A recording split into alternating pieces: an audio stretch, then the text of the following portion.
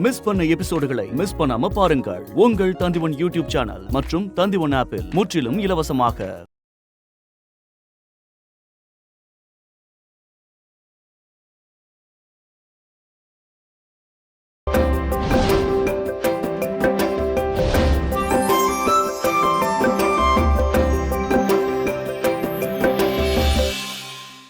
காலையில இருந்து ராத்திரி வரைக்கும் போலீஸ் ஸ்டேஷன்ல வேலைன்னு இருக்காரு.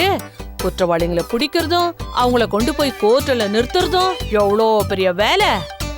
பாவம் இல்லம்மா அவரு. மா சும்மா இருமா, நான் ஒரு 3 நாளைக்கு போக முடியாது. இது வேறயா? ஏன் மாப்ள வாக்கிங்க ஒரு 3 நாள் தள்ளி வைங்களேன். இப்போ உங்களுக்கு என்னதான் பிரச்சனை? அது வந்து நான் என்ன சொல்றேன்னா, நீங்க வேணா ஒன்று பண்ணுங்க, நீங்க அவளை கூட்டு போயிட்டு வரீங்களா? நானா? முடியாதுல்ல, விட்டுருங்க.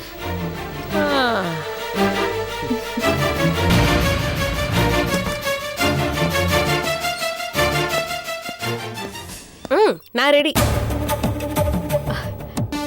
ஜெயந்தி நீங்க வரலையா? இல்ல காயத்ரி, நான் ஒரு 3 நாளைக்கு வர முடியாது, அதனாலதான். சரி. பாருங்க, நான் காலங்காத்தால என் தூக்கத்தை கெடுத்து நான் உங்களுக்காக வாக்கிங் வரேன். இன்னைக்கு சாயந்தரம் நான் சொல்ற ரெஸ்டாரண்ட்டுக்கு என்னை கூட்டிட்டு போய் நான் ஆர்டர் பண்ற டிஷ்ஷை எனக்கு வாங்கி தரணும், சரியா? அம்மா தாயே, நீ வாக்கிங் வந்தா போதும், நீ என்ன கேட்டாலும் வாங்கி தரவா? சரி நாங்க போயிட்டு வரோம். ஐயோ, என் வயிறெல்லாம் பத்திக்கிட்டு எரியுதே. ஏண்டி உன் புருஷனை அவ கூட்டிட்டு போறா, பாத்துக்கிட்டு இழிச்சிட்டு நிக்கிறியே. மா அவங்கம்மா அவரை கூட்டிட்டு போறா, அவர் தானே அவளை கூட்டிட்டு போறாரு. ஏண்டி நான் உன்னை திருந்த சொன்னா நீ என்ன திருத்திக்கிட்டு இருக்கியா? ஐயோ, இந்த வீட்டுக்குள்ளதான் இந்த கூத்தெல்லாம் நடக்குது. இன்னைக்கு படிதாண்டி பப்ளிக் பேஸுக்கு போயிட்டாங்க. ஐயோ, இந்த ஊர் உலகமெல்லாம் கண்ணா பின்னான்னு பேசுமே. டாக்டர் சொன்னதுனாலதான் அவர் கூட்டிட்டு போறாரு. எனக்கு என்னவோ இந்த வாக்கிங்கு கனெக்ஷன் ஆகி ரன்னிங்ல போய் முடியும்னு நினைக்கிறேன். அப்படின்னா உன் புருஷனை அவ இழுத்துக்கிட்டு ஓடிட போறான்னு சொல்றேன். என்னடி சிரிச்சுக்கிட்டு இருக்கிற? அது இல்லம்மா, யாராவது ஒரு பொண்ணு இழுத்துட்டு ஓடிட்டானா அசிஸ்டன்ட் கமிஷனர் கிட்ட போய் கம்ப்ளைண்ட் கொடுக்கலாம். ஆனா அசிஸ்டன்ட் கமிஷனரே ஒரு பொண்ணு இழுத்துட்டு போயிட்டா யார்கிட்டமா போய் கம்ப்ளைண்ட் கொடுக்கறது அப்படின்னு யோசிச்சேன். சிரிப்பு வந்துருச்சு. அது சரி, சிரிப்பு வரும்டி, சிரிப்பு வரும். கொள்ளிக்கட்ட சூடா இருக்கான்னு குரங்கு குட்டி கையில எடுத்து பாத்திச்சான். அந்த மாதிரி இருக்குது நம்ம கதை. இப்போ உன் பொழப்பு சிரிப்பா சிரிச்சுக்கிட்டு இருக்கு, நீ அது தெரியாம ஈன்னு இழிச்சுக்கிட்டு இருக்க. ஐயோ, காலங்காத்திலே ஏமா உன் புத்தி இப்படி எல்லாம் போகுது? இத பாரு, உலகத்துல உருப்படாது 2 வகை. ஒண்ணு யார் பேச்சையும் கேட்காத ஜாதி, இன்னொன்னு எல்லார் பேச்சும் கேட்கிற ஜாதி. உன் புருஷன் யார் பேச்சும் கேட்காதவரு, நீ எல்லார் பேச்சும் கேட்கிறவ. 2 பேரும் super combination, very good combination. 2 பேருமே உருப்பட மாட்டீங்க. என் பேச்ச கேட்காம கூடிய சீக்கிரம் அவஸ்தைப்பட போறீங்க. இங்க பார் ஜெயந்தி, இந்த நாளை குறிச்சு வச்சுக்கோ, இந்த தேதியை குறிச்சு வச்சுக்கோ, என் வார்த்தையை குறிச்சு வச்சுக்கோ. அந்த நாள்ல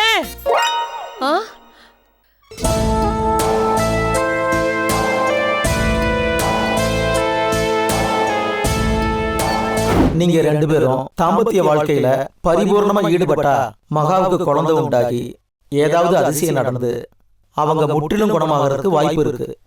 ஏன் உயிர் பொழைக்கிறது கூட வாய்ப்பு இருக்கு. ஆமா, நீங்க ஏன் மகாவோட தாம்பத்தியம் நடத்தக்கூடாது? நீங்க சீக்கிரமா எடுக்கிற முடிவுதான் மகாவோட உயிரை காப்பாற்றும்.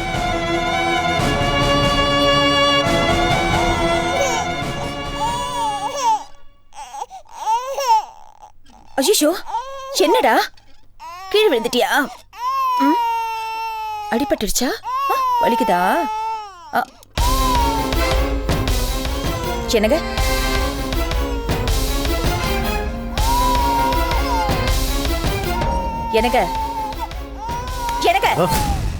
என்னம்மா? குழந்தை கீழே விழுந்து அழுதுட்டு இருக்கா. நீங்க என்ன யோசிச்சுட்டு இருக்கீங்க? கிச்சன்ல இருக்கிற எனக்கு கேக்குது, பக்கத்துல இருக்கிற உங்களுக்கு கேட்கலையா? ஐயோ, என்ன மன்னிச்சிருமா, எனக்கு எதுவும் கேட்கல. நான் ஆபீஸ் விஷயத்தை பத்தி யோசிச்சுட்டு இருந்தேனா, அதான். எப்ப பார்த்தாலும் இந்த ஆபீஸ் விஷயம் இல்ல மகா விஷயம். இது தவிர பொண்டாட்டி புள்ளைய பத்தி கொஞ்சம் கூட யோசிக்கவே மாட்டீங்களா? உங்களுக்கெல்லாம் எதுக்கு பொண்டாட்டி புள்ளையெல்லாம்? இந்த லட்சணத்துல 2வது குழந்தை வேற. அது வேற பிறந்து என்ன பாடுபட போதும். இத பாரு, ஏன் குழந்தை என்கிட்ட ஏமா அவஸ்தைப்பட போகுது? இது படல இப்போ. அதுவும் இதே மாதிரிதான் பட போகுது. வேற எப்படி இருக்க போதா? நேத்து ராத்திரி மகா பத்தி தூக்கத்துல உளறீங்க. அன்னைக்கு ஒரு நாள் ஆபீஸ்ல அவளுக்காக ஸ்ரீராம ஜெயம் எழுதுறீங்க. மாசமா இருக்கிற பொண்டாட்டி என்ன மறந்துட்டு அவளுக்காக மருந்து மாத்திரை வாங்கிட்டு போறீங்க. இது பாரு, அவ செத்து பொழைச்சிருக்கா. அதான் கொஞ்சம். அப்ப நான் என்ன பண்ணட்டும்? நானும் செத்து மறுபடியும் பொழைச்சி மறுஜன்மம் எடுத்துட்டு வரவா? அப்பாவது எனக்கு உங்க மனசுல ஒரு சின்ன இடம் கிடைக்குமா? மா, அப்படிலாம் பேசாதம்மா. மகாக்கு ஆக்சிடென்ட் ஆனதுல இருந்தே நீங்க எப்படித்தான் இருக்கீங்க? மகா கூட கோமால இருந்து தெளிவாகி குணமாயிட்டா. ஆனா அவளோட மயக்கத்துல இருந்து நீங்க இன்னும் தெளிவாகாம இருக்கீங்க. எனக்கு எதுவும் தெரியாதுன்னு நினைச்சிட்டு இருக்கீங்களே? மகாவை பத்தி அப்படிலாம் தப்பா பேசாதம்மா. அவ சாவோட விளிம்புக்கே போய் திரும்பி வந்ததை நேர்ல பார்த்தவன். மகா ரொம்ப பாவம். கட்டின பொண்டாட்டி மாசமா இருக்கிறதே மறந்துட்டீங்க. அது உங்களுக்கு பாவமா தெரியல? என்னம்மா, அதுக்குதான் உன்கிட்ட அன்னைக்கே மன்னிப்பு கேட்டுட்டேன்ல. இதோட 108 தடவை இந்த விஷயத்தை என்கிட்ட நீ சொல்லி காட்டிட்ட. எதுல ஆரம்பிச்சாலும் சுத்தி சுத்தி இதே இடத்துல வந்து நின்னா என்னதான் அர்த்தம்? நீ மாசமா இருக்க, மாசமா இருக்க, மாசமா இருக்க. இனிமே இந்த வார்த்தை எனக்கு மறக்கவே மறக்காது. போதுமா? ராத்திரியில மகா பேரை சொல்லுவீங்க, காலையில எந்திரிச்சுதான் அவ கம்பெனிக்கு போய் வேலை செய்வீங்க. ஆனா கிருஷ்ணாவுக்காக அந்த கம்பெனில உங்களால ஒரு வேலை கூட வாங்கி தர முடியாது. உங்களுக்கு அந்த ஆபீஸ்ல அவ்வளவுதான் பவர். கிருஷ்ணாவுக்கு நான் வேலை வாங்கி தரேன். அவனுக்கு தான் பொறுமை இல்ல. நீயாவது கொஞ்சம் பொறுமையாயிர. பொறுமையாரு பொறுமையாருன்னு சொல்லி எனக்கு எந்த உணர்ச்சியும் இல்லாம எரும மாடு மாதிரி ஆக்கிட்டீங்க. நான் அப்படியே இருந்துட்டு உங்களுக்கு சந்தோஷம் இல்ல? எங்க போறீங்க, என்ன பண்றீங்கன்னு எதுவுமே கேட்காம இருந்துட்டா ரொம்ப நிம்மதியா இருப்பீங்கல்ல? அப்ப எங்க வேணாலும் போலாம், என்ன வேணாலும் செய்யலாம். ராத்திரி தூங்கும் போது கூட மகா பேரை சொல்லிக்கிட்டே எந்திரிக்கலாம். ஐயோ இளவரசி, ப்ளீஸ் இந்த விஷயத்தை இதோட விடுறியா? வேற ஏதாவது பேசுறியா?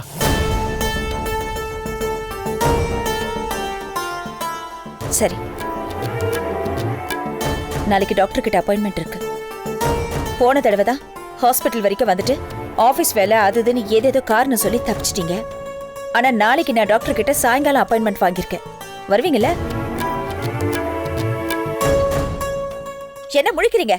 எப்படி தட்டி கழிக்கிறதுன்னு பாக்குறீங்களா? இளவரசி, பரவர உனக்கு சந்தேக புத்தி ஜாஸ்தி ஆயிடுச்சு. யாருக்கு? எனக்கா? ஆமா, உனக்குதான். பக்கத்துல ஏதாவது சைக்காட்ரிஸ்ட் டாக்டர் இருந்தா பாரு, அவர்கிட்ட அப்பாயின்மெண்ட் வாங்கு. அப்படியே சேர்த்து பார்த்துட்டு வந்துடலாம். பைத்தியம் பிடிச்சிருச்சுன்னு சொல்றீங்களா? ஆமாங்க, இப்படியே குடும்பம் நடத்திட்டு இருந்தோம்னு வச்சுக்கோங்களேன், கண்டிப்பா நான் பைத்தியம் ஆயிடுவேன். உங்ககிட்ட எல்லாம் பேசி என்னால ஜெயிக்க முடியாது. மகா கிட்ட ஏய்,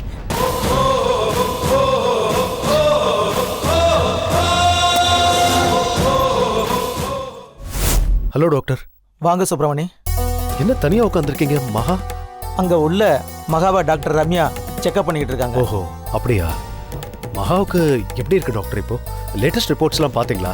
ஏதாவது இம்ப்ரூவ்மெண்ட் இருக்கா? இம்ப்ரூவ்மெண்ட்னா நான் எப்படி சொல்றது மணி, எந்த ஒரு அதிசயமும் உடனே நடக்க போறதில்ல. மருத்துவ உலகத்துல 4 நோய்க்கு கஷ்டப்பட்டு மருந்து கண்டுபிடிச்சா 40 நோய் புது புது பேர்ல வரிசையா லைன் கட்டி நிக்குது. இப்பவும் நான் சொல்றேன், அன்னைக்கு என்ன சொன்னனோ அதைத்தான் மறுபடியும் சொல்றேன். மகா கன்சீவ் ஆனா கண்டிப்பா இந்த நோயிலிருந்து குணமாகிறதுக்கு வாய்ப்பு இருக்குங்கிறது என்னுடைய அபிப்பிராயம். அதுவும் நான் ஃபாரின்ல மெடிக்கல் கான்ஃபரன்ஸ் போயிட்டு வந்ததுக்கப்புறம் அது இன்னும் ஸ்ட்ராங் ஆயிடுச்சு. மிஸ்டர் மணி, மகா கிட்ட அவங்க கன்சீவ் ஆனா உடம்பு குணமாகுங்கிற விஷயத்த சொல்லிட்டீங்களா? இல்ல டாக்டர். இல்லையா? ஏன் சொல்லல? இத்தனை நாளா என்ன பண்ணீங்க? டாக்டர், இந்த கேள்விக்கு பதில் சொல்றது ரொம்ப கஷ்டம். மகா கர்ப்பமானா அவ உடம்பு குணமாக வாய்ப்பு இருக்குங்கிறது உங்களோட கணிப்பு. இது நம்பிக்கை தானே தவிர மருத்துவ ரீதியா நடக்க வாய்ப்பு குறைவு, அப்படிதானே? ஆமா, இன்னும் அதுக்கான எந்த எவிடன்ஸும் என் கைக்கு வரல. ஆனா நான் தேடிக்கிட்டு இருக்கேன். நீங்க சொல்ற மாதிரி நடந்துட்டா ரொம்ப சந்தோஷம் டாக்டர். மகா உயிர் பொழைச்சிடுவா. ஆனா நீங்க சொல்ற மாதிரி ஒருவேளை நடக்கலைன்னா, ஒருவேளை உங்க கணிப்பு பொய்யாயிடுச்சுன்னா, அதாவது மகா கன்சீவ் ஆனதுக்கு அப்புறமும் அவங்கள நம்மளால காப்பாற்ற முடியலன்னா அப்ப என்ன நடக்கும் டாக்டர்? பதில் சொல்லுங்க டாக்டர். ஒன்று மகாவும் அவள் வயிற்றுல இருக்கிற குழந்தையும் 2 பேரும் சேர்ந்து இறந்துடுவாங்க, அல்லது மகா ஒரு குழந்தைய பெற்று கொடுத்துட்டு இறந்துடுவாங்க. என் பயம் அதுதான் டாக்டர். மகா உயிரோட 100 வருஷம் வாழணுங்கிறதா என்னோட ஆசை, பிரார்த்தனை. ஆனா அவளுக்கு ஏதாவது ஆயிடுச்சுன்னா அந்த குழந்தை அனாதையா அம்மா இல்லாம நிற்கும். அந்த குழந்தையை எப்படி நான் தனியா வளர்க்கறது டாக்டர்? டாக்டர், எனக்கு ஏற்கனவே நிறைய பர்சனல் ப்ராப்ளம்ஸ் இருக்கு. அந்த பிரச்சனைகளுக்கு நடுவுல நான் எப்படி வளர்க்கறது? அதோட பின் விளைவுகளை எல்லாம் நான் யோசிச்சு பார்க்க வேண்டாமா டாக்டர்? மிஸ்டர் மணி, ஒருத்தனுக்கு டென்ஷனில் ஓவர் நைட்டில் முடியெல்லாம் கொட்டி போயிடுது. ஒரு நொண்டி திடீர்னு ஏதோ ஒரு நம்பிக்கையில் எழுந்து நடக்க ஆரம்பிச்சிடுறான். மெடிக்கல் வேர்ல்டில் நெகட்டிவும் நடக்குது, பாசிட்டிவும் நடக்குது. நாம் ஏன் அதை பாசிட்டிவாக எடுத்துக்க கூடாது?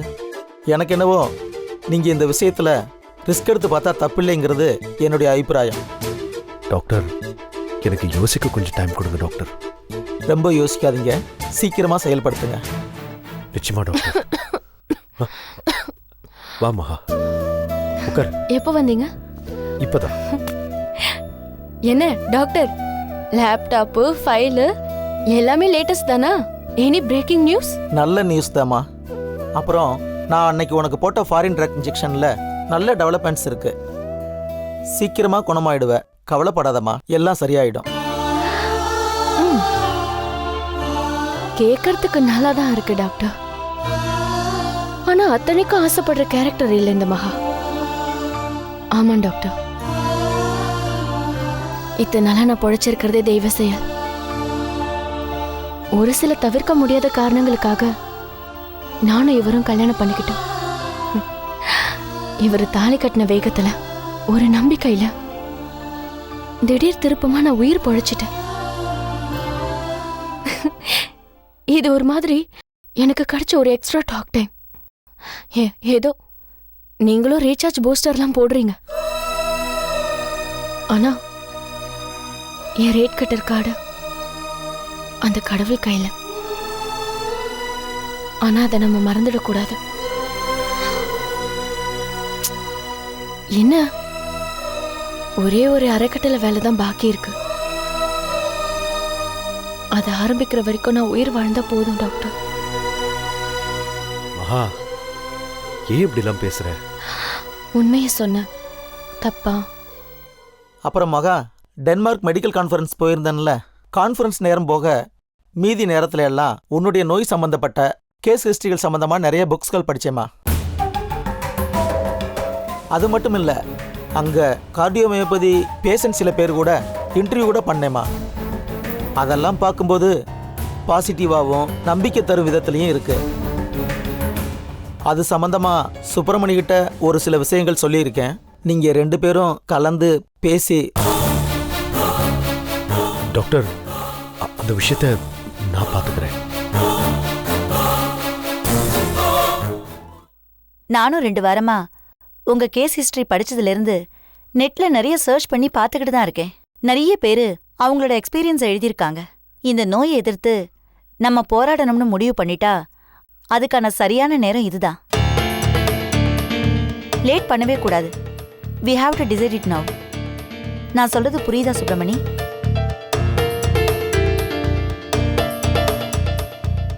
இல்ல, நீங்க 2 பேரும் மாத்தி மாத்தி இவர்கிட்ட என்னவோ சொல்றீங்களே, என்ன? Anything suspense? மகா, ஒண்ணு இல்லையே. மகா, இந்த கேஸ் ஹிஸ்டரியை கொஞ்சம் பாருங்களேன். டாக்டர், லேப்டாப் கொஞ்சம் கொடுங்களேன். இதோ தரேம்மா.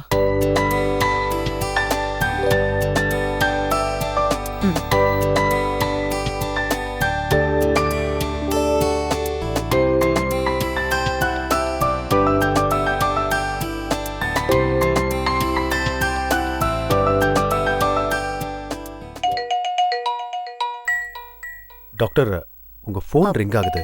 அது யாருன்னு பாருங்களேன். சரி டாக்டர். சரி, அது ஓகே. ஆனா இது...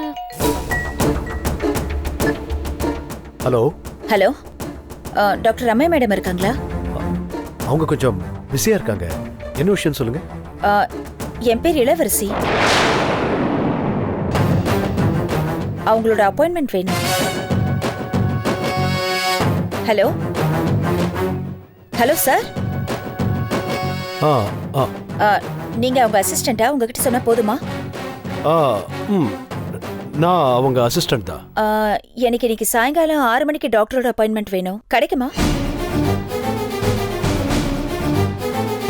ஹலோ ஹலோ ஹலோ சார், நான் பேசுறது கேக்குதா? ஹலோ சார், இன்னைக்கு சாயங்காலம் 6 மணிக்கு எனக்கு டாக்டரோட அப்பாயின்மெண்ட் வேணும். யார் சார் போன்ல? ஹலோ டாக்டர், பேஷண்ட் யாரோ அப்பாயின்மெண்ட் வேணும்னு கேக்குறாங்க. பேஷண்ட் பேரு? பேரு வசந்தின்னு சொன்னாங்க. வசந்தியா? அப்படி யாரும் பேஷண்ட் இல்லையே மேடம். இங்க ஏதோ எரர் காட்டுது பாருங்க. சரி, யாரா இருந்தாலும் வர சொல்லுங்க. எனக்கு இது எரர் காட்டுது. ஓ,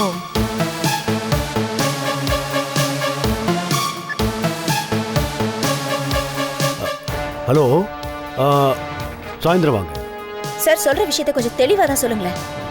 சார், என் பேர் இளவரசி. சாயங்காலம் 6 மணிக்கு ரம்யா டாக்டர் கிட்ட எனக்கு அப்பாயின்மெண்ட் ஃபிக்ஸ் பண்ணிக்கோங்க. ஓகே தானே? என்ன ஓகே? நீங்க சொல்ல வேண்டியதெல்லாம் நான் சொல்லிட்டு இருக்கேன். தயவு செஞ்சு இனிமேலாவது கொஞ்சம் தெளிவா பேசுங்க. தேங்க்யூ.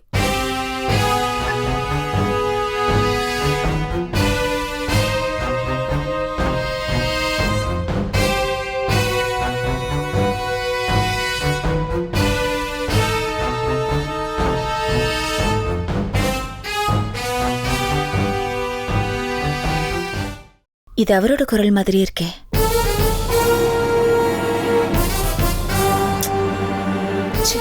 என்ன இளவரசினி, அவர் சொல்ற மாதிரி வர வர அவர் மேல ரொம்ப சந்தேகப்பட ஆரம்பிச்சிட்டேன். அவர் ஆபீஸ் போயிருக்காரு, டாக்டர் எங்க இருப்பாங்க? 2 பேருக்கு எப்படி சம்மந்தம் இருக்கும்? பாவம் அவரு.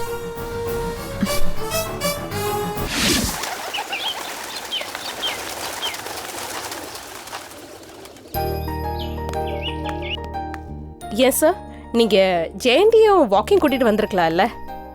ஆக்சுவலா உன்னையே வாக்கிங் கூட்டு வந்துடக்கூடாது. ஏன்? ஏன்னா நீ ஸ்ட்ரெயின் பண்ணக்கூடாதுல்ல. ஓ, டாக்டர் சொன்னாங்களே தான் உன்னை வாக்கிங் கூட்டு வந்தேன். இல்ல சார், நான் எதுக்காக சொல்றேன்னா, நீங்களும் நானும் வாக்கிங் வரத உங்க மாமியாருக்கு பிடிக்கலன்னு நான் ஃபீல் பண்றேன்.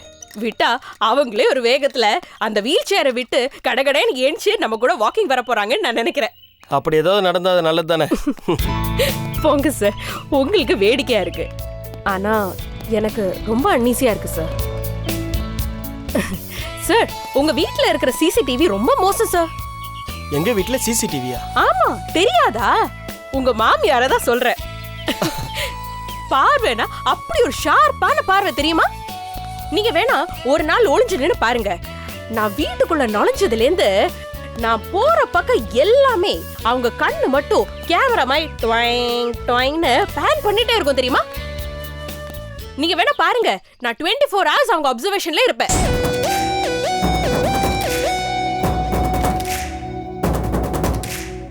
ரிச்சர்டு, சொல்லுங்க அண்ணாச்சி. யாருன்னு கவனிச்சியா? கவனிக்காமையா? நம்ம அசிஸ்டன்ட் கமிஷனர் சண்முகம் தானே? பக்கத்தில் ஏதோ ஒரு குட்டி ஒன்று தலதலன்னு போகுது. ஒருவேளை செட்டப்பாக இருக்குமோ? சேச்சா, கேசி சண்முகம் அப்படியாப்பட்ட ஆள் இல்லைப்பா. ஸ்ரீராமச்சந்திரமூர்த்தியோடைய மறு பதிப்பு. அதோட மட்டும் இல்லாமல் ஒரு அசிஸ்டன்ட் கமிஷனர் இப்படியா பகிரங்கமாக ஒரு செட்டப்போட சுற்றுவார்? இன்னும் அந்த அளவுக்கு நம்ம நாடு முன்னுக்கு வரலப்பா. அப்போ யார் அவ? இந்த கேள்வியை நான் கேட்டு நீ எனக்கு சொல்லணும், நீ என்ன கேட்குறியா? சாரி அண்ணாச்சி, கண்டுபிடிச்சிடுறேன். சண்முகம் தமிழரசி வீட்டில் இருக்கிற ஜூலி மேலே ஒரு கண்ணு வச்சுட்டான். பூஜா காணாமல் போன விஷயத்தில் அவன் ஜூலியை சந்தேகப்படுறான். நாம் எப்படியும் பூஜாவை தூக்கிற போகிறோம். அந்த விஷயம் அவனுக்கு தெரிஞ்சுன்னா அவன் ஜூலியை தூக்கிடுவான். அப்படி அவன் ஏதாவது பண்ணிட்டான்னா நீ என்ன பண்ணணும் தெரியுமா? இந்த போறாலே ஒரு குட்டி தலதலன்னு அவளை தூக்கிட வேண்டியதுதான். சபாஷ். எனக்கு என்னமோ அந்த சண்முகத்துக்கு அந்த பொண்ணு மேலே சென்டிமெண்ட்டாக ஏதோ ஃபீலிங் இருக்கிற மாதிரி தோணுது. அவளை யாருன்னு கண்டுபிடி. சரிங்க அண்ணாச்சி.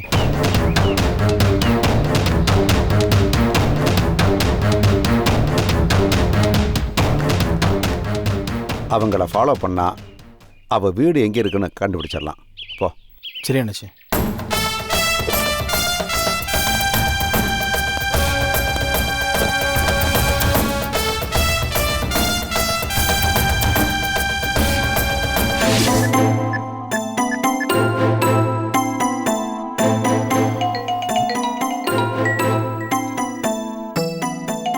ஐயோ, இளவரசி டான்னு மூக்குல வேர்த்த மாதிரி 5 மணிக்கு ஃபோன் பண்றாளே, என்ன பண்றது?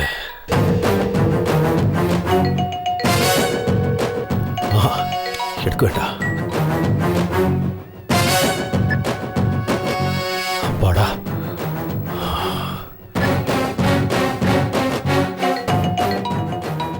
அப்பா, இந்த சத்தத்தை கேட்டாலே என் தலை வெடிக்குதுடா சாமி. விடாம ஃபோன் பண்ணிக்கிட்டே இருக்காளே, இவளை எப்படி சமாளிக்க போறேன்? சரி, எப்படியாவது சமாளிப்போம். ஹலோ இளவரசி, சொல்லுமா. நான் ஒரு முக்கியமான மீட்டிங்ல இருக்கேம்மா இப்போ. உங்க பொண்டாட்டி அதை விட முக்கியம். அவளுக்காக தானே நீங்க உழைக்கிறீங்க. ஆமாம்மா, அது எனக்கு புரியுது. நீங்க பாருங்க, இன்னும் 1 hourல டாக்டர் ரம்யாவோட அப்பாயின்மெண்ட் இருக்கு. அந்த டாக்டர் ரொம்ப பங்க்சுவல். இப்ப நீங்க வந்து என்ன கூட்டிட்டு போறீங்களா இல்லையா? ஐயோ, என்னம்மா இப்படிலாம் பேசுற? கொஞ்சம் என் நிலைமையும் புரிஞ்சுக்கோயே. மும்பை கிளையன்ஸ், முக்கியமான மீட்டிங்கு. நீ மட்டும் தனியா போயிட்டு வந்துற. அதெல்லாம் முடியாதுங்க. போன தடவை அந்த அம்மா என்ன நாக்க புடிங்கிற மாதிரி கேட்டாங்க. என்ன வெளியே தள்ளாத குறைதான். நானே அசிங்கப்பட்டு தான் வந்தேன். உங்ககிட்ட போன தடவையே சொன்னேன்ல, ஏன் நீங்க என்ன புரிஞ்சுக்கவே மாட்டேங்கிறீங்க? நான் என்ன அந்த மகா மாதிரி ராத்திரி எல்லாம் ஃபோன் பண்ணி வீட்டுக்கு வாங்க, சினிமாக்கு வாங்க நான் கூப்பிடுறேன்? கட்டின பொண்டாட்டி நம்ம குழந்தைக்காக செக்கப்க்கு கூட்டிட்டு போங்கன்னு தானே கேக்குறேன். இல்லம்மா, அதை விட முக்கியமானது இந்த உலகத்துல வேற எதுவும் இல்லைங்க. அப்படி ஏதாவது இருந்துச்சுன்னா இந்த நிமிஷமே அதை தூக்கி எறிஞ்சிட்டு வீட்டுக்கு வாங்க. இத பாருங்க, நான் ரொம்ப கோவத்துல இருக்கேன். சின்ன வேற மாதிரி முடிவெடுக்க வச்சிடாதீங்க. வேற மாதிரி முடிவுனா? ஓஹோ, நீங்க அப்படி போறீங்களா? வேற மாதிரி முடிவுனா, இப்போ நீங்க எங்கூட டாக்டர் கிட்ட வரலனா அப்புறம் என்னன்னு உங்களுக்கே தெரியும். இளவரசி, என்னம்மா, கொஞ்சம் சொல்றத புரிஞ்சுக்கோயே. சப்போஸ் நான் டெல்லி மும்பைன்னு போயிருந்தேன்னு வச்சுக்கோயே, அப்ப என்ன பண்ணுவ? இப்ப எதுக்கு இந்த தேவையில்லாத விதண்டவாதம்ல? நீங்க வருவீங்களா மாட்டீங்களா? இல்ல அங்க அந்த மகா உங்களை தடுக்கிறாளா? சே, நிஜமாவே கிளையன்ஸ் என் முன்னாடி தான் உட்கார்ந்துட்டு இருக்காங்க. அப்படியா? எங்க அந்த கிளையன்ஸ் கிட்ட போன் கொடுங்க. ஏன் உங்களுக்கு புள்ள குட்டி எல்லாம் இல்லையான்னு நாக்கு பிடிக்கிற மாதிரி 4 கேள்வி கேட்கிறேன். அம்மா, அவங்களுக்கு ஹிந்தி மட்டும்தாம்மா தெரியும். ஹிந்திமா? இந்த ஹிந்தி, தெலுங்கு, மலையாளம் எல்லாம் எனக்கும் தெரியும். அவங்க கிட்ட போன கொடுங்க. இத பாருமா, உன் பிரச்சனை என்ன? நீங்க தான். சரி, வரேன். ஆனா வீட்டுக்கு வந்தா லேட் ஆயிடும். நீ ஒரு ஆட்டோ பிடிச்சு நேர கிளினிக் வந்துருமா? நான் நேர அங்க வந்துடுறேன். நம்பலாமா? நம்புமா? வரலனா கண்டிப்பா வந்துடுறேன். நான் சீரியஸாவே சொல்றேன். அப்படி நீங்க அங்க வரலனா இன்னைக்கு டாக்டரோட அப்பாயின்மெண்ட்ல நான் வேற முடிவு எடுக்க வேண்டியிருக்கும். அதுக்கு முழு பொறுப்பு நீங்க தான்.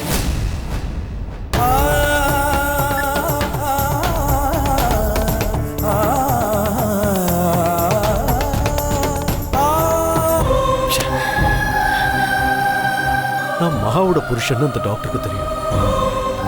எப்படி நான் உங்க முன்னாடி போய் இளவரசியோட நிக்கிறது? நினைச்சு பார்க்கவே முடியல. ஒரு பிரளயமே வந்துரும் போலுக்கு.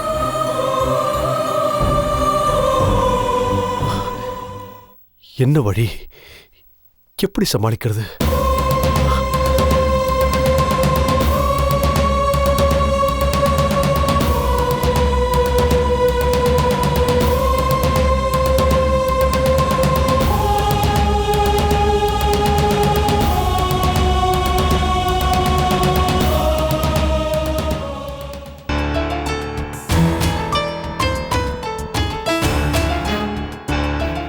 மணி வேற 6 போகுது. வேலையை முடிக்க முடியுமான்னு தெரியலையே. லீலா மேடம், மேனேஜர் அப்ளிகேஷன்லாம் ரெடியான்னு கேட்டார் மேடம். என்கிட்ட என்ன 10 கையா இருக்கு. அந்த அப்ளிகேஷனை தானே பார்த்துக்கிட்டு இருக்கேன். ஏன் தான் இப்படி டென்ஷன் பண்றீங்களோ? மேடம், நான் என்ன மேடம் பண்றது? மேனேஜர் தான் கேட்க சொன்னாரு. மேனேஜருக்கே தெரியும்ல, இன்னைக்கு ஸ்ருதி லீவ். அவ வேலையும் சேர்த்து நான் தான் பார்த்துட்டு இருக்கேன். அது மட்டும் இல்ல, வேலை முடிஞ்சு எல்லாரும் போயிட்டாங்க. நான் மட்டும்தான் வேலை செஞ்சுட்டு இருக்கேன். இது அவருக்கு தெரியாதா?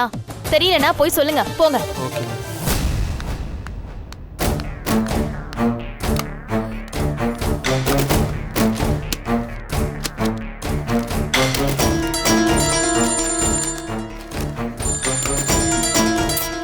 இது ஒண்ணு கம்பெனி கால். லீலா மேடம், என்னப்பா இப்பதானே சொன்னேன், வேலையை முடிச்சிட்டு நானே வந்து மேனேஜரை பாக்குறேன்னு சொல்லு. இல்ல மேடம், உங்களை தேடி சுப்பிரமணியன் ஒருத்தர் உங்களை பார்க்க வந்திருக்காரு. சுப்பிரமணி? உங்க மாமான்னு சொன்னார் மேடம். சரி, நீங்க போங்க. ஓகே. எங்க இருக்காரு? வெளியே நிக்கிறாரு மேடம். சரி. எதுக்காக வந்திருப்பாரு?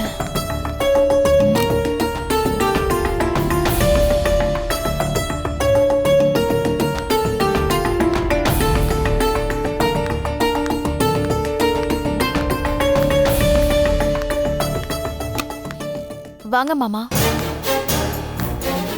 லீலா, நான் இங்க வேலை செய்யறது உங்களுக்கு எப்படி தெரியும்? அது பரவாயில்ல, இருக்கட்டும்.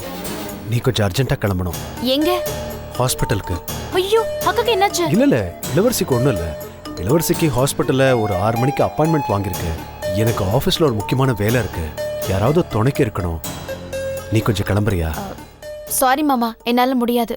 லீலா, ப்ளீஸ்மா. ஐயோ, நிஜமாவே என்னால முடியாது. ஆபீஸ்ல நிறைய வர்க் இருக்கு. இது பாருமா, ஆபீஸ்ல கிளையண்ட்ஸ் வெயிட் பண்ணிட்டு இருக்காங்க. அதனால தான் நான் உனக்கு கெஞ்சி கேட்கிறேன். ப்ளீஸ்மா, இல்லைன்னா ஆபத்துல மாட்டிக்குவேன். என்ன? அப்படி இல்லைம்மா, ஐ மீன் ஆக்சுவலாக ஆஃபீஸில் மீட்டிங் இருக்கு. கிளையண்ட்ஸ்லாம் வெயிட் பண்ணிட்டு இருக்காங்க. ஒருவேளை நான் போகலைன்னா ப்ராஜெக்ட் கையை விட்டு போயிடும். அதனால தான்மா. உங்க ப்ராஜெக்ட் கைவிட்டு போச்சுன்னா எனக்கு என்ன மாமா? லீலா, இந்த லீலா ஒரு காலத்துல நீங்க என்ன சொன்னாலும் கேட்டுக்கிட்டு இருந்தா.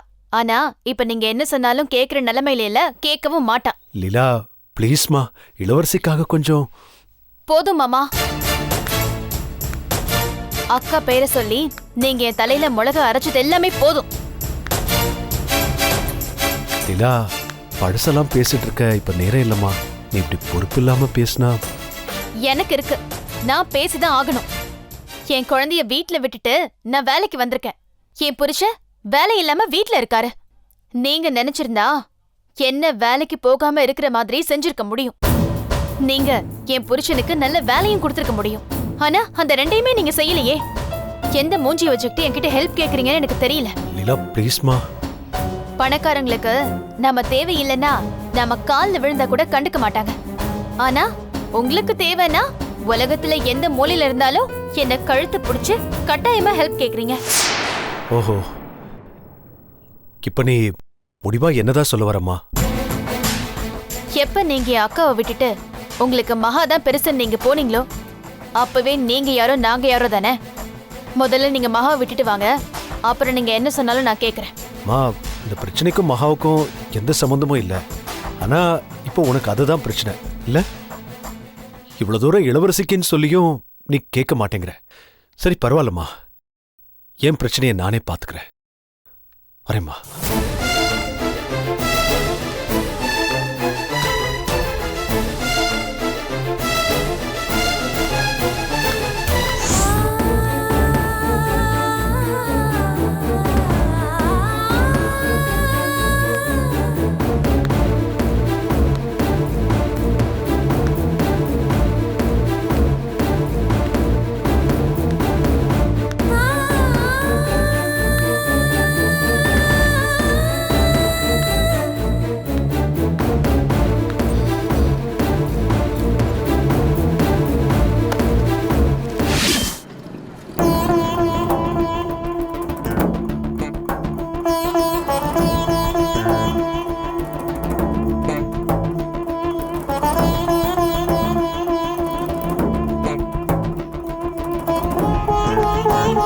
Token number 8.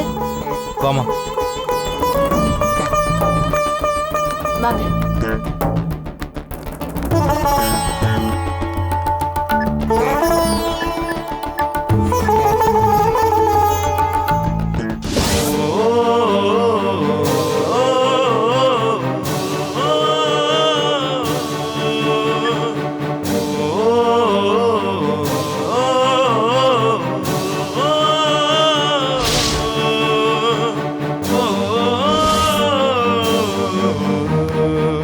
Token number 10.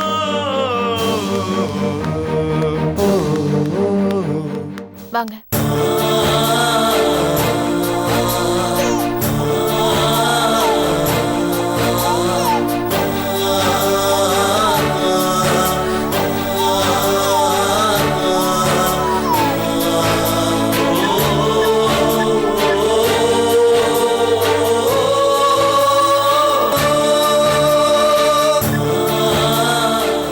Madam, நீங்க தான் லாஸ்ட். டாக்டர் கிளம்பிடுவாங்க. டாக்டரை பாக்குறீங்களா இல்ல? பாக்குறேன் சிஸ்டர். வாங்க.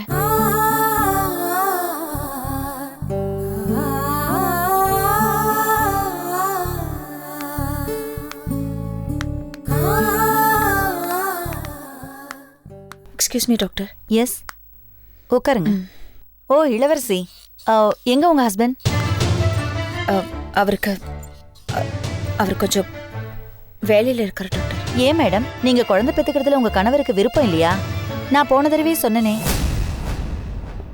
டாக்டர், குழந்தை பெத்துக்க போறது நான். அது மட்டும் இல்லாம இது எனக்கு முதல் குழந்தை கிடையாது, 2வது குழந்தை. இந்த நேரத்துல எப்படி எல்லாம் இருக்கணும், என்னெல்லாம் சாப்பிடணும், இதெல்லாம் எனக்கும் தெரியும், அனுபவம் இருக்கு. நீங்க கொஞ்சம் தயவு செஞ்சு என் மேல கான்சென்ட்ரேட் பண்றீங்களா? ஏன் டாக்டர், இந்த புருஷனை பிரிஞ்சு இருக்கிற பொம்பளைங்க, புருஷன் ஃபாரின்ல இருக்கிற பொம்பளைங்களுக்கெல்லாம் நீங்க பிரசவம் பார்க்க மாட்டீங்களா? புருஷன் வந்ததை பிரசவம் பார்ப்பீங்களா? Okay, cool cool. இதுக்கே இவ்ளோ டென்ஷன் ஆகுறீங்க? குழந்தைக்கு ஆகாது. அடுத்த தடவை அழைச்சிட்டு வாங்க. இப்ப செக்கப்க்கு வாங்க. வாங்க.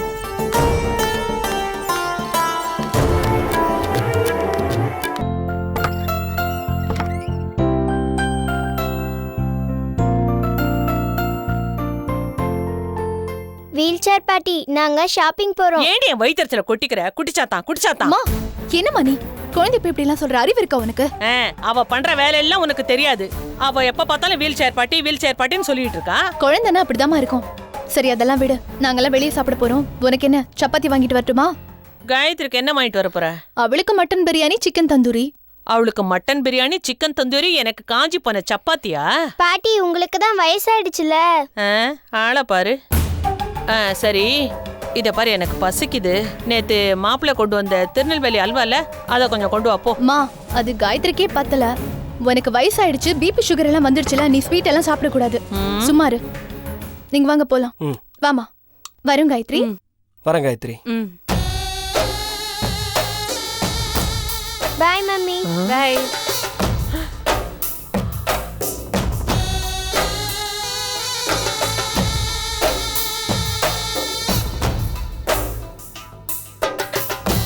இந்த மொக்கு மொக்கரா.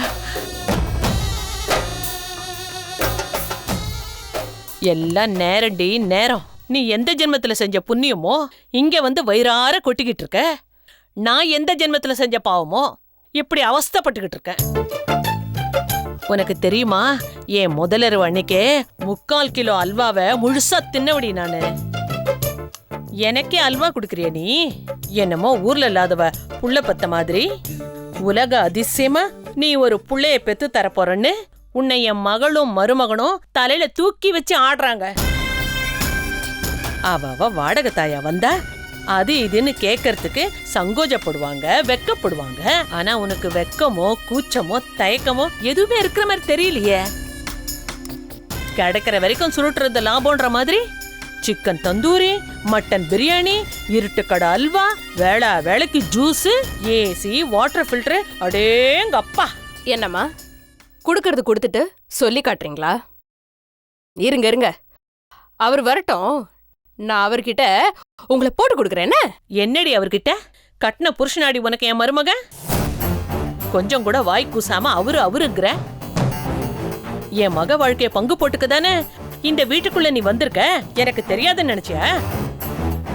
நீ அவரை பாக்குற பார்வையும் பேசுற பேச்சும். இங்க பாரு, என் மகளுக்கு மட்டும் ஏதாவது துரோகம் பண்ண இவன் நொண்டிதானே, இவளால என்ன பண்ண முடியும் மட்டும் நினைக்காத. எப்படியாவது எழுந்து வந்து உன் கழுத்தை நெரிச்சு கொன்னுடுவேன். அவரு வேக்கம் கட்டவன், நன்றி கட்டவா. அம்மா, உங்க மருமகனை அப்ப நான் என்னன்னு சொல்லி கூப்பிடட்டும்? அவரோட குழந்தைய நான் என் வயத்துல சுமக்கிறேன். அவரை நான் அண்ணான்னு கூப்பிடட்டுமா? அம்மா, உங்களுக்கு என்னதான் பிரச்சனை? உங்க மகளுக்கு குழந்தை இல்லைன்னு சொல்லி அவங்களுக்கு உதவி செய்யறதுக்காக நான் வந்திருக்கேன். என்னோட ரத்தமும் சதையும் கொடுத்து நான் உங்க குடும்ப வாரிசை உருவாக்கிட்டு இருக்கேன். யார் நன்றி கேட்டவ? யார் வெக்கம் கேட்டவ? உங்களுக்கு வயசாயிடுச்சே தவிர உங்களுக்கு எப்படி பேசுறது, என்ன பேசுறதுன்னு கொஞ்சம் கூட தெரியல. அம்மா, உங்களுக்கு ஒரு விஷயம் தெரியுமா? சவப்பெட்டி அழகா இருந்தா, அது பிரம்மாண்டமா இருந்தா, அது தேக்கு மரத்துல செஞ்சிருந்தா கூட அதுல அடக்கம் பண்ண போறவங்க சொர்க்கத்துக்கு தான் போவாங்கன்னு அர்த்தம் கிடையாது. அதே மாதிரி இந்த வீட்டுல கிடைக்கிற வசதிக்கும் சாப்பாடுக்கும் நான் ஒன்னும் மயங்கி இங்க இருக்கல. என்னை பொறுத்த வரைக்கும் இதுவும் ஒரு ஜெயில் தான். என்னை பத்தி என்னமா உங்களுக்கு தெரியும்? என் 10 வயசுல என் அப்பா அம்மா இறந்துட்டாங்க. அதுக்கப்புறம் என் சித்தப்பா தான் என்னை வளர்த்தான். அவனுக்கு இந்த கௌரவமான உறவுகள் எல்லாம் நம்பிக்கையே கிடையாது. சித்தப்பனா இருந்தவன் திடீர்னு எனக்கு மாமா ஆகணும்னு ஆசைப்பட்டான். அந்த ஒழுக்கம் கெட்டவனோட ஆசைக்கு நான் இணங்காததுனால என்ன ஒழுக்கம் கெட்டவன்னு பட்டம் கட்டி அவன் என்ன முத்திரை குத்தி வெளில அமிச்சிட்டான். வெளியே சொன்னா அசிங்கம். அப்ப நான் வயசுக்கே வரல. கற்பனா அதுக்கு அர்த்தம் கூட எனக்கு தெரியாது. ஆனா அந்த கற்பை காப்பாத்துறதுக்காக நான் இந்த உலகத்தோட போராடி இருக்கேன். 10வது படிக்கிறவங்களுக்கு கோணார் உரை போடுறாங்க. ஆனா நான் எப்படி 10வது படிச்சேங்கிறதே ஒரு பெரிய கோணார் உரையாவே போடலாம். கூட படிச்ச பசங்க, கத்து கொடுத்த வாத்தியாருங்க, முகம் தெரிஞ்சவங்க, தெரியாதவங்க, ச்சே, என் வாழ்க்கை அனுபவத்தையே ஒரு பெரிய புத்தகமாவே போடலாம். ஆனா அந்த நெஞ்ச புழியற கதைய இந்த உலகம் கேவலமான ஒரு மட்டமான புத்தகமா ஓரம் கட்டி வச்சிடுறாங்க. பொத்தி பொத்தி வளர்க்க ஜெயந்திக்கு அம்மான்னு நீங்க ஒருத்தங்க இருக்கீங்க. என்ன மாதிரி அனாதைங்களுக்கு அம்மான்னு யார் இருக்காங்க? நான் எப்படி எல்லாம் கஷ்டப்பட்டிருப்பேன்னு உங்களால கொஞ்சம் கூட கற்பனை கூட பண்ணி பார்க்க முடியாது. பல போராட்டங்களுக்கு நடுவில் நான் 10ஆம் கிளாஸ் படிச்சு முடிச்சேன். கட்டி பிடிச்சு கண்ணத்துல முத்தம் கொடுத்ததுக்கு அப்புறம் தான் ஊருக்கே ஒழுக்கம் சொல்லி கொடுக்குறேன். எங்க ஸ்கூல் ஹெட் மாஸ்டர் என் 10ஆம் கிளாஸ் சர்டிபிகேட்டை என் கையில கொடுத்தாரு. நான் ஒரு அநாதை. எனக்கு ஆதரவா பேசுறதுக்கு இந்த உலகத்துல எந்த நாதி இருக்கு சொல்லுங்க? எங்கேயாவது டீச்சரா வேலை பார்த்தாவது என் வயத்தை கழுவலான்னு நான் நினைச்சேன். ஆனா முடியலம்மா. வயிறு ஒட்டி கிடந்தாலும் ஒழுக்கமா இருக்கணும்னு நான் ரொம்ப போராடினேன். ஆனா பணம் கொடுத்து என் வயிறு உப்ப வைக்கதான் இந்த உலகம் பாடுபட்டதே ஒழிய பசிக்கு ஒரு ரூபாய் சோறு கூட போடல. எனக்கு வேலை கிடைக்காம இருக்க சில இடங்கள்ல என் ஜாதி எனக்கு குறுக்க நின்னுடுச்சு. பல இடங்கள்ல ஆண் ஜாதி குறுக்கடுன்னு போராடிச்சு. எனக்கு வேலை கிடைக்கணும்னா நான் ஒழுக்கமானவன்னு அத்தாச்சி சான்றிதழ் தேவைப்பட்டுச்சு. அந்த ஒழுக்கமானவ சான்றிதழ் கூட நான் சோரம் போனாதான் கிடைக்குங்கிற நிலைமை எனக்கு ஏற்பட்டுச்சு. நான் பிச்சை கூட எடுத்தேன். ஆனா இந்த உலகத்துல ஒரு பிச்சைக்காரோட மானம் கூட பத்திரமா இருக்கிறது இல்லைன்னு எனக்கு அப்பதான் தெரிய வந்தது. பத்தினியா இருக்கிறவங்கள கூட, புடவை கடையில இருக்கிற ஷோகேஸ் பொம்மைங்களை கூட பார்வையாளி அவங்கள அழிச்சு பாக்குற உலகமா இது. என்ன பொறுத்த வரைக்கும் இந்த உலகத்துல ஒரு பொண்ணு கன்னித்தன்மையோடு இருக்கானா அவ இன்னும் இந்த உலகத்துல பொறுக்காம இருக்கான்னு தான் அதோட அர்த்தம்மா.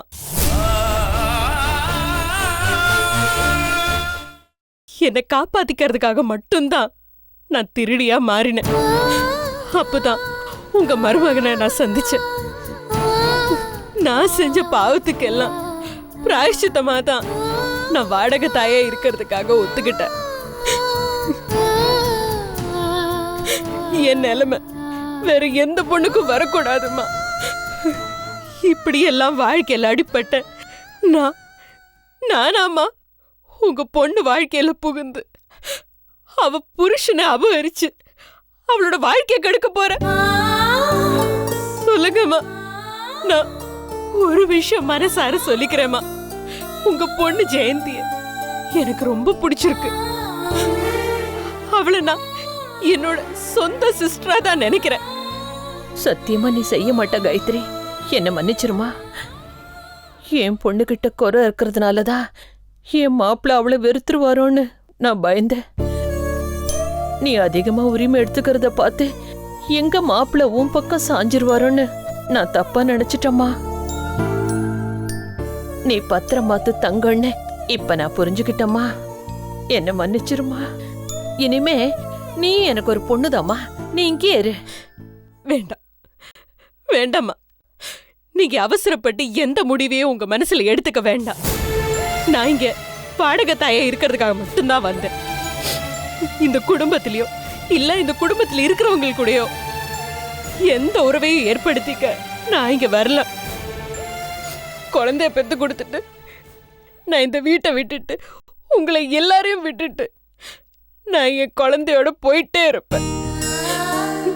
என் மேல ஜெயந்தியும் உங்க மருமகனும் அக்கறையை காட்டுறது என் மேல இருக்கிற பிரியத்தினால இல்ல, என் பயத்துல வளர்ற அவங்க குழந்தை மேல இருக்கிற பாசத்தினால மட்டும்தான்.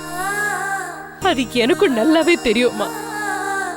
ஒரு பூவை கசக்கினாலும் அது தன்னோட வாசத்தை அந்த கைகள்ல விட்டுட்டு அது செத்து போயிடும். அதே மாதிரிதாம்மா இந்த குழந்தைய பெத்து கொடுத்துட்டு அந்த குழந்தையோட முகத்தை பார்த்த சந்தோஷத்துல நான் என் கடமையை செஞ்சுட்டு நான் இந்த வீட்டை விட்டு போயிட்டே இருப்பேம்மா. நீங்க பயப்படாதீங்க. உங்க மருமகனுக்கும் உங்க பொண்ணுக்கும் இந்த காயத்ரி என்னைக்கும் துரோகம் பண்ண மாட்டாமா. உறவுகள்ல இருக்கிற மனசோட வலியையும் இந்த காயத்ரிக்கு ரொம்ப நல்லா தெரியுமா. அதுக்கேத்த மாதிரி நான் இந்த குடும்பத்துல நடந்துக்கிறேம்மா. சத்தியமா என்ன நம்புங்கம்மா, ப்ளீஸ்மா.